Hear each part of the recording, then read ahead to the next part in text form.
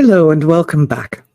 I am Silvia Hartmann, the creator of Modern Energy, and I'm reading out my book, How I Escaped the Trauma Cult, and you can too if you want to.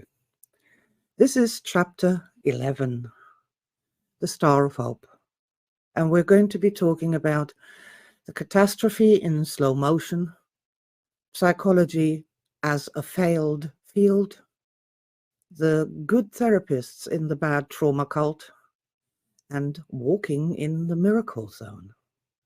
Let us begin.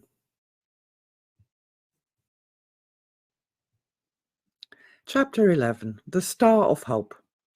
I have been publishing my findings every step of the way since I first realized that the invisible something was real in 1993. It is true that I have been entirely fascinated with all the things you can do practically, with the methods and techniques I've discovered to improve the condition of the poor, neglected human energy body. And on this journey, there were such marvelous discoveries around every corner, around every bend of the road. Just Art Solutions, all by itself, is the most superb application of creativity to finally stop endlessly reporting on the problems and instead move forward and out of the problem states. Don't paint the problem again, paint a solution. The endless reporting of the problems in and of themselves is how the trauma cult functions. Our societies are literally stuck in the fish tank of insanity, where we report the problems over and over, but nobody seems to ask for the solutions. We can tune into any type of news feed, in any modality, in any platform, and all we ever get is the reporting of the problems, with no solutions being offered. In 2012, I became extremely concerned with the sharp increase of stress in our societies and did my best to create the solution to this, modern stress management, based on our emotions, based on our living energy bodies, with simple, effective techniques that anyone can use. This is something I would recommend to any company, any organization, any institution which has been ravaged by the extremely divisive, entirely trauma-based corporate trainings that were all the rage for the last 5 years.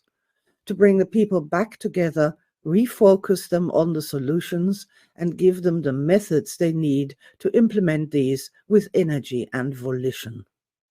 This is what I do. This is what I've always done, to create solutions for the problems we human beings are dealing with. Adding that missing component of energy, with emotions as our true sixth sense, creates that paradigm shift we needed all along, helps us connect the dots, and shows us the way out of the fish tank of insanity, gives us brand new paths directly into better states of being. Star Matrix was the final piece in my personal research program, and 5 years later, the Star Matrix project is concluded to my satisfaction. Of course, we were all super delighted with Star Matrix when we first started with it. But as you know by now, I am well aware of the early gains when we switch from one matrix to another, and I need to know what happens long term before I am ready to say, yes, this was a good idea. It has proven itself with real people living in the real world. It is beneficial, and I'm now ready to take it out into the world. Focusing on the best memories of our lives has improved the mental and emotional health of the participants, has improved their self-esteem, their self-confidence, and most importantly, their human relationships with their friends, families, and colleagues. Star Matrix has accomplished the research goal from 2010, how we can permanently improve our energy average. As these results became apparent over the last 5 years, I myself became more and more unhappy at what I was hearing and seeing outside of our research program. Mental health statistics were showing ever worsening trends. Different groups within society were becoming more and more radicalized. People were making a living out of ever more extreme insanity on social media. The will to experience better mental and emotional health seemed to become lost and seemed to have been replaced by crazy attention-seeking behavior, endless abreactions. All manner of cults seemed to be forming, with ever more radical and truly disturbing ideas. Social discourse was becoming more and more antisocial. Clearly, the stress levels in the modern world had run completely out of control. And all of that was happening before the 2-year catastrophe in slow motion, which unfolded from 2020 onward and which is still reverberating inside all of us to this day.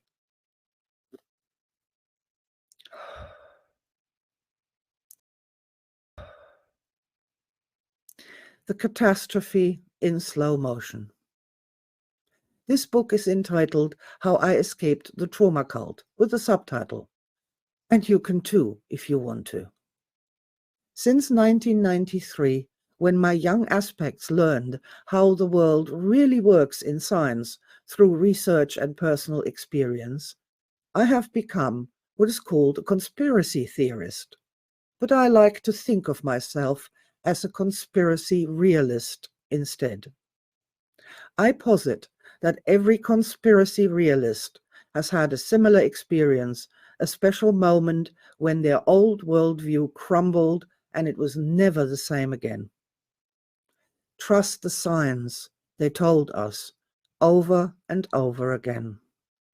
We might consider that if that experience with the dog food study had never happened to me, I might have trusted the people who told the world to trust the science too.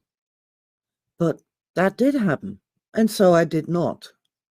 I could not rationally accept that a brand new virus could pop up and a safe and effective treatment could be rolled out to the entire world within such a short period of time. That is simply not possible outside of a fairy tale or a fantasy movie. It is also not possible to inject the entire population with the same thing and not have some people in that population who will have a strong negative reaction to it. And it literally doesn't matter how inoffensive any substance might appear to be. Personally, I do just fine with peanuts, strawberries, pollen, seafood, and antibiotics, but that is not so for everyone in the population. But that's not even the end of it. In my world, there are these invisible, ignored, neglected, starving, maltreated energy bodies, which are already stressed and which are transmitting their pain and suffering through chronic emotional stress, irrational behavior, and psychosomatic pain. What happens to these energy bodies when you inject them with a pathogen and the immune system goes haywire? That's a good question and leads to other questions, such as what the effect of psychopharmaca on the living energy body might be. I hope that future researchers will take a look at that. In the meantime, the catastrophe in slow motion was one gigantic attack on the human energy body, on the human spirit. Terrified of themselves or their loved ones dying of the plague, locked in their homes, forbidden to pray, sing or dance together, robbed of their human rights and their agency altogether, constantly bombarded with messages designed to increase fear and terror on all fronts. It was then, and is right now, absolutely appalling. And nobody seems to know or care that the human spirit itself is under attack in a way that we have never seen before. At least in my little energy bubble, we kept our spirits up, and I did my best to provide practical means and methods to help people rise up on the energy chart and keep their own energy bodies stable. I ran the energy show on Sunday mornings live and created a free program for all comers, The Power of the Positives, to brighten our spirits. And of course, the Star Matrix research was ongoing and provided us with wonderful brand new star events, even during those long days of isolation. A happy energy body is the foundation for a functioning immune system.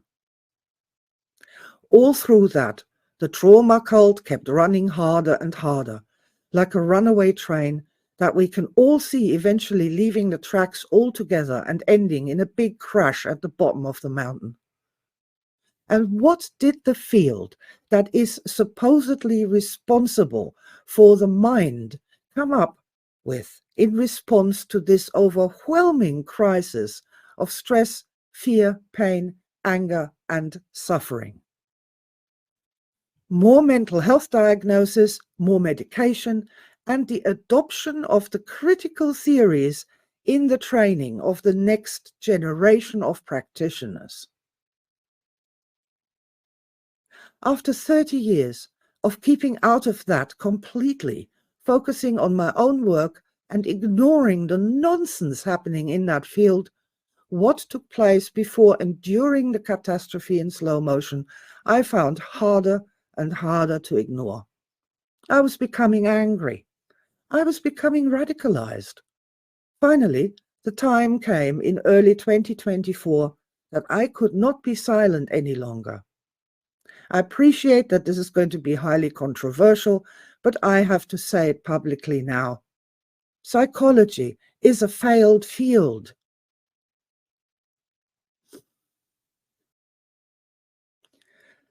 Psychology is a failed field. Since its inception, psychology has entirely failed to make any progress whatsoever in the study of the soul. Not only has it failed to produce any workable theories as to what a soul is, what it's good for, and how we may expect its functions to manifest in human beings, it has also completely and utterly failed in producing any practical downstream methods, techniques, and applications to help the citizens in moments of need or crisis. Psychology does not have a workable definition of emotions, and neither does it have a workable, useful definition of the mind. It has failed to unlock the incredible power of both the conscious mind as well as that of the energy mind, previously known as the sub or unconscious mind, to provide direction and create solutions. Psychology has entirely failed to explain the cause and effect between emotions, behavior, thought, and physicality. It does not even have the beginning of a theory of mind, body, and spirit. Psychology is not a science. It is a pseudoscience that is neither producing a decent body of knowledge nor any benefits for society at large. Quite the contrary. The countries in the world which have the most psychologists are also the countries in the world with the most mental illness in the population. 70% of all the so-called studies in psychology were conducted on psychology students. Now, students, in and of themselves, are a most peculiar group of youngsters, even among the peers at their age who are not psychology students. And that, in and of itself, puts a massive question mark over any results that is obtained from such a group. Much worse, however, is that not even a single one of these so-called studies factored in the stress levels of their participants. When a person is at -4, that same person will give completely different answers and show completely different behaviors to that self-same person at +7. The ability to understand questions, solve cognitive problems, engage in social behaviors, and everything else that a human being can possibly demonstrate changes according to the states of the test subjects. And if you do not understand this basic fact of life or fail to factor it in, not a single one of these studies, nor the statistics they produce, can be taken seriously. Unlike other fields of science, which may well stand on the shoulders of giants, psychology stands on the shoulder of people who neither understand emotions nor had the first clue how the energy mind actually works on the one side, and on the other, on people who tortured various animals in their research laboratories, and even their honest studies often came to entirely the wrong conclusions. Many more engaged in the processes of cutting off reports from their experiments before the negative consequences were becoming abundantly clear for all to see. Current theories on stress management, for example, are still based on a piece of research from 1908 conducted by two scientists who electroshocked rats in New York, as electricity was all the rage back then. So-called positive psychology, which is finally acknowledging that mental health is more than the absence of mental illness, is still psychology and entirely hamstrung by the conventions of the entire field, the absence of definitions, the lack of understanding how emotional states directly create mental expressions, and most of all, by its desperate need to chase scientific respectability via p-values, which distorts their methods away from serving the clients and skews the techniques so they should show statistical results in meta-analysis as their first priority. That's just the tip of the icebergs of the problems with psychology theory and practice. And I have had enough of the smug trauma grifters on the various social media platforms telling the general public and innocent children how to spot the 10 signs that they too have autism, that their parents or their partners are narcissists, how mindfulness meditation can get you over your childhood trauma, or to suggest journaling about everything that upsets you twice a day. I have had enough of the celebration of mental illness. I've had enough of social media users endlessly echoing the trauma entrainment and the algorithms feeding it back into their streams. I've had enough of complex PTSD. I've had enough of in order to ascend, you need to descend. We need one single change, and we need it now. In order to ascend, you have to ascend. In order to feel better, you need to move up on the modern energy chart. It is the only way. In order to be stronger, smarter, happier, and healthier, you need to move up on the modern energy chart. And in order to finally heal all that trauma, we need to bring in the stars. In order to understand who we really are, we must stop staring at when it all goes so hideously wrong and start looking at where things are going right, to inspire us, to empower us, to show us the way out of the fish tank of insanity.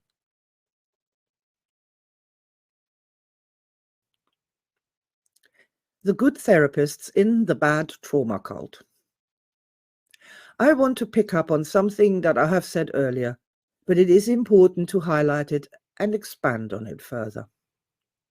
The reason that any form of talking therapy ever worked at all, and in the first place, is that sometimes something happens between the client and therapist, in spite of all the barriers placed between them in the practice of talking therapy, that I call people magic.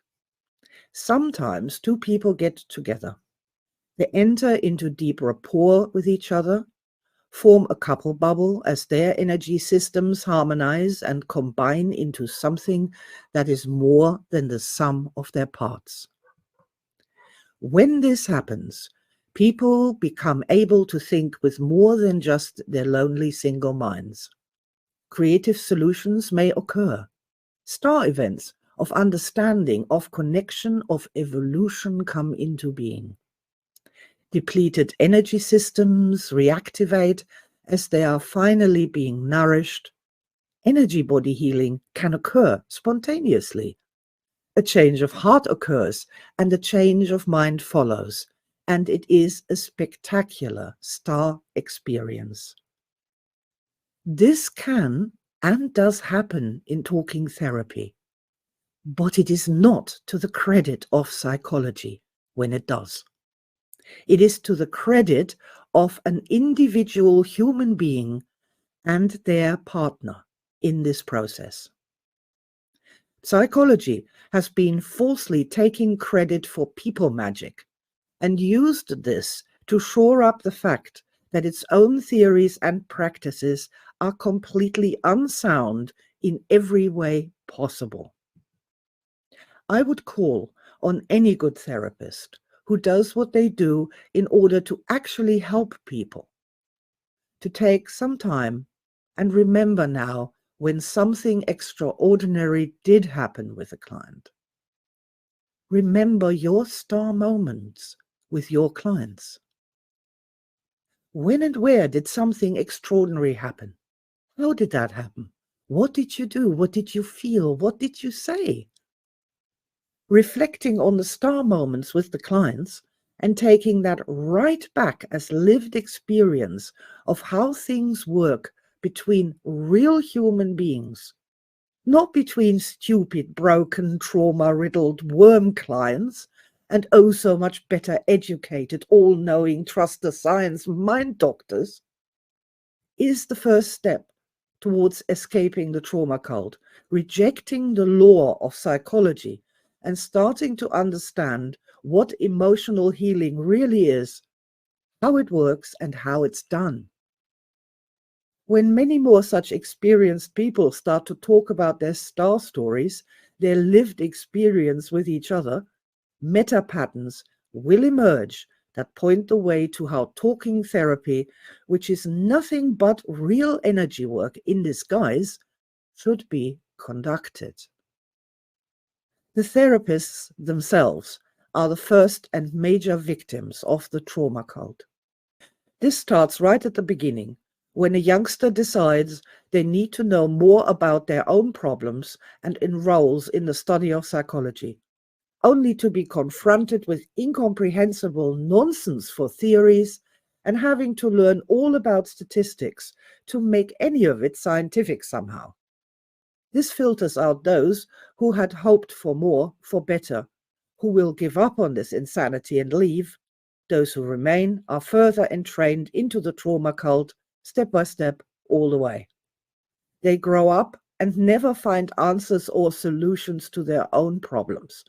And likewise, there are no answers they can give to their clients, which make any level of sense, produce any significantly measurable benefits beyond meaningless p-values. At the personal level, inside the trauma cult, of course, the therapists are afraid of their clients. They're afraid what their clients might bring to the session. They are afraid that the clients will abreact, have a nervous breakdown, the ambulance needs to be called. They're afraid that their clients will physically attack them. They are afraid that their clients will go home and kill someone or kill themselves, and they'll get the blame for it. The clients are afraid as well, afraid of having to relive the trauma, afraid of finding repressed trauma that is so terrifying it will drive them insane on the spot, and afraid of the therapist, who may have strange magic powers of the mind they somehow acquired in their secret towers at university, and will do something unknowable but horrific to them somehow. Everybody is terrified of mental illness itself, and nobody knows whether they are mentally ill, but everyone suspects they probably might be. To construct some kind of safety cage for the shark attack that is a trauma-based talking therapy session makes perfect sense. Don't connect with the client, don't care too deeply about the client, put a desk, a clipboard, and all the invisible shields you can muster between you and the client. Stay detached. Stay emotionally neutral and disconnected. That's held to be normal, held to be the right thing to do. But then highly stressed people do all sorts of things that seem to make sense to other highly stressed people trapped in the same cult. But it doesn't have to be that way. Take away the implicit focus on the everlasting trauma, and everything changes. Both therapists and clients do not need to get exhausted by the endless negativity that never gets any better any longer. They don't need to burn out or give up in desperation. Bring in the stars, and there is hope once more. There is new knowledge found. There is finally a true evolution. Clients can love their therapists again, and the therapists can love their clients without getting involved in unhealthy transference, countertransference, and counter-countertransference.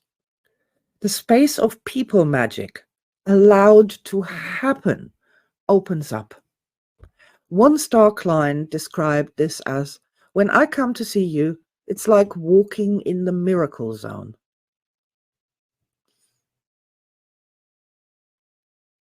Walking in the miracle zone. One of the loudest drums to beat for anyone involved in anything across mind, body, and spirit healing modalities is that we are not supposed to ever mention miracles of healing. We're not supposed to mention that, and definitely not supposed to promise that. And I agree, when a person is in the latest stages of cancer, to promise physical healing is probably not going to work out. This doesn't stop people from seeking out those who promise this regardless. But that's a story for another day. A miracle to an individual person is a threshold shift, a personal breakthrough, something that produces this result. Now things are possible that were never possible before. When we refocus from the trauma to the star memories, now things are possible that were never possible before. Take loving yourself, for example. Loving a miserable trauma victim is very hard, and even harder to love yourself when all you are is a walking monstrosity of scars upon scars upon scars. Loving a high energy star aspect could not be easier or more natural. And it gets ever easier to love yourself when you start to understand that you too have a real star matrix, that it is unique, all your own, absolutely real, and absolutely beautiful. Please note the saying goes, now things are possible that were never possible before. The scarred trauma victim is impossible to love. But not only is the star matrix self possible to love, which was never possible before, it's easy, natural, obvious, and amazing. It's a real wow when that happens, when the first few star memories have been recovered and they start to connect. Self-love is possible. Self-admiration, understanding of the self, coming consciously into harmony with the self and with one's own life, developing self-respect, which is said to precede being respected by other people. All of that was never possible before in the trauma cult that kept all the victims going round and round in ever tightening, ever never-ending loops inside that fish tank of insanity. What is so extraordinary is that this was always not only possible, but easy. You just need to choose where you want to place your attention. Our conscious minds have such power. A true science of what people can do with this gift from the great creative order would be a wonderful, wonderful addition to the knowledge base of humanity. Indeed, the mind does deserve its own field of study, and this becomes practically possible when we factor in the effects of the living energy body and make it our business to find out how a normal human being functions at above +5. In order to have any chance to get there, first we need to say farewell to the cult of trauma, step outside of that destructive matrix, and refocus on what really matters in life, and that would be love. Now, it is all good and well to say love is all we need, and it has been said many, many times before by many, many people across the ages of humanity. But how do we get there? And here I offer us all a great big bright white star of hope. Star matrix is the way. That's how we get there. Each star memory is a direct personal connection to love itself. There is a ray of love that illuminates each and every star memory and gives us the lived experience of love, of being in love with another person, with another being, with an animal, with a landscape, with the sky, with the stars above, and sometimes with life itself. It is this experience of being in love with the great creative order itself that stands tall and strong against the chaos of stress, confusion, pain, all of which are nothing but the symptoms of the absence of love. Through our own star memories, we regain the truth and the power of our human existence. Simple, pure, and perfect. Star matrix is the way.